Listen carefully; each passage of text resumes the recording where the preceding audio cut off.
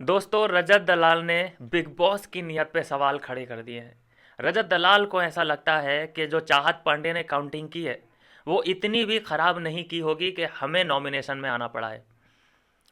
रजत दलाल का यहाँ ये भी कहना था कि काश कि हमारे पास वॉच होती, घड़ी होती, हमें कुछ आइडिया लग पाता, या फिर बिग बॉस हमें इस बात का प्रूफ दे देते कि हमारी टाइमिंग सही भी थी, या बिग बॉस ने अपने मन से ही बोल दिया कि हाँ भाई तुम्हारी टाइमिंग गलत थी, इन लोगों की इतनी सही थी, इन लोगों की इतनी सही थी।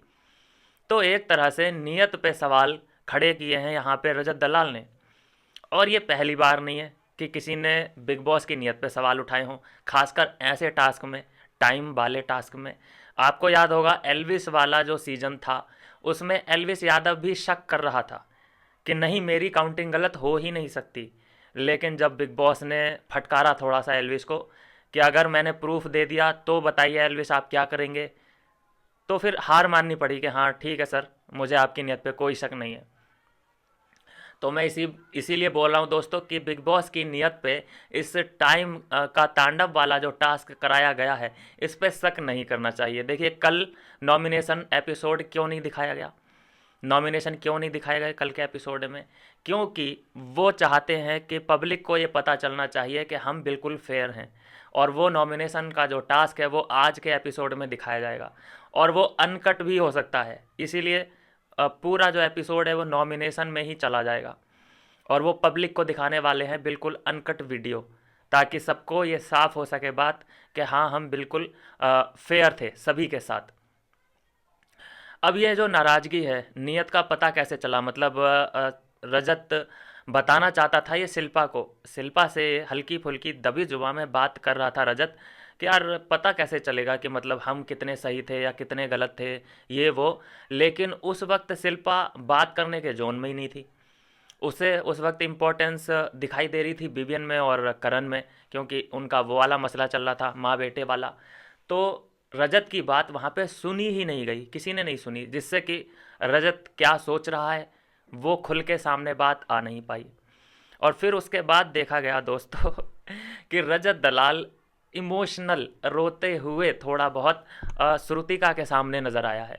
क्योंकि एक तो उस पर ये टैग लग रहा है कि रजत दलाल जिसके भी साथ बैठता है, जिसके साथ भी बॉन्ड क्रिएट हो जाता है रजत दलाल का, वो आदमी बाहर हो जाता है, वो घरवाला बाहर हो जाता है। ऐसे कितने ही केस हैं, ईडन रोज, यामिनी, कशिश कपूर, और भी ना जाने कौन कौन है। तो हाँ, एक सारा भी थी, अरफीन, बग्गा पाजी, जाने कौन, लंबी लिस्ट है।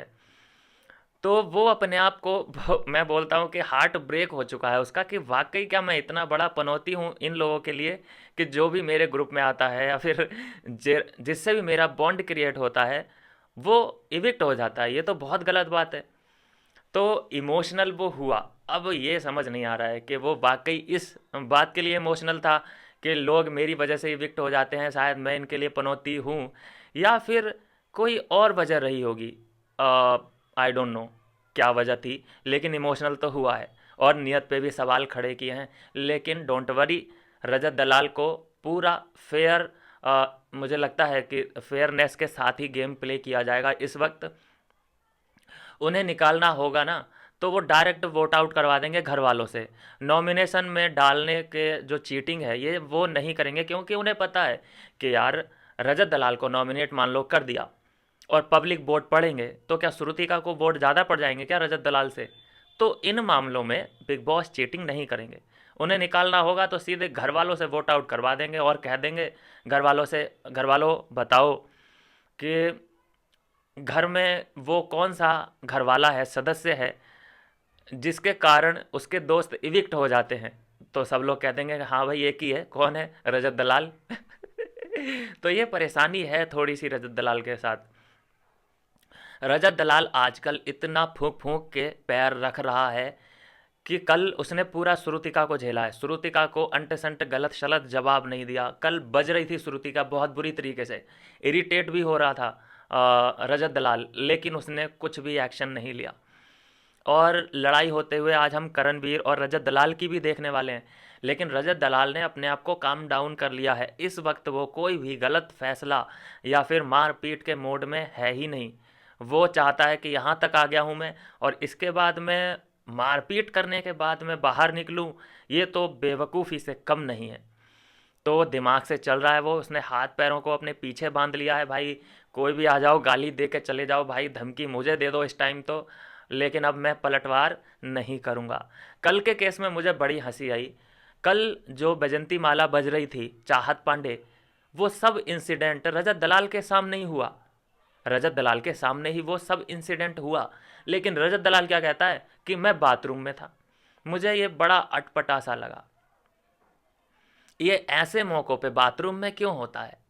ये मैं बोलता हूँ कि सिचुएशन से भागने की एक कला है रजत दलाल की, कि चाहत पांडे का इंसिडेंट जो भी है वो रजत दलाल के आसपास आजू बाजू ही हुआ, लेकिन उसने बोल दिया कि मेरे सामने हुआ ही नहीं। फिर उसे कोई बताओ कि क्या क्या हुआ, ठीक है। एक इंसिडेंट और हुआ था, आपको याद होगा, सारा वाला। तो सारा के केस में भी ये पूरे 1-2 दिन तक यही कहता रहा कि मुझे पता ही नहीं तो मैं तुम्हारे लिए स्टैंड क्यों लूँ, मैं तो वहाँ पे था ही नहीं, या मैंने तुम्हें देखा ही नहीं।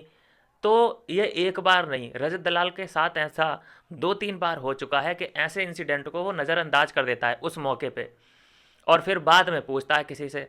फिर बाद में पूछने का फ़ायदा इसको ये मिल जाता है कि अगर आगे ये इन्फॉर्मेशन गलत भी दे दे तो ये कह देगा कि मुझे तो उसने बताया था, मैंने तो देखा नहीं, मुझे तो उसने बताया, जो उसने बताया वही मैंने तुम्हें बता दिया। तो ये बीच में बनकर मतलब थोड़ा सा डर डर के खेल रहा है इस वक्त, जो कि इसकी गेम के लिए मुझे नहीं लगता बेहतर है। इसको ये जैसा खेल रहा था वैसा खेलना चाहिए। बाकी जो बात आ रही है निकल के कि बिग बॉस की नीयत पे रजत दलाल ने शक किया है, ये एकदम निराधार बात है। दूसरा, ये इमोशनल हुआ है, रोया है, श्रुतिका के लिए रोएगा, क्योंकि नंबर अब किसका लगने वाला है, श्रुतिका का, बाहर जाने के लिए। क्योंकि चाहत पांडे थोड़ी सी स्ट्रांग है और रजत दलाल तो स्ट्रांग है ही। तो नॉमिनेशन मतलब जो इविक्शन होगा वो होगा जनता के वोटों के आधार पे, मिड वीक इविक्शन होगा, 2 लोग बाहर होंगे। तो मुझे ये बात हजम ही नहीं हो रही है कि रजत दलाल श्रुतिका के लिए रोएगा, क्योंकि श्रुतिका अब जाने वाली है। ये तो अनएक्सपेक्टेड बात है भाई। तो मुझे नहीं लगता कि इस बात के लिए रोया है, लेकिन रोया ज़रूर है। आई डोंट नो किस बात पे। मिलता हूँ दोस्तों नेक्स्ट वीडियो में नई अपडेट के साथ।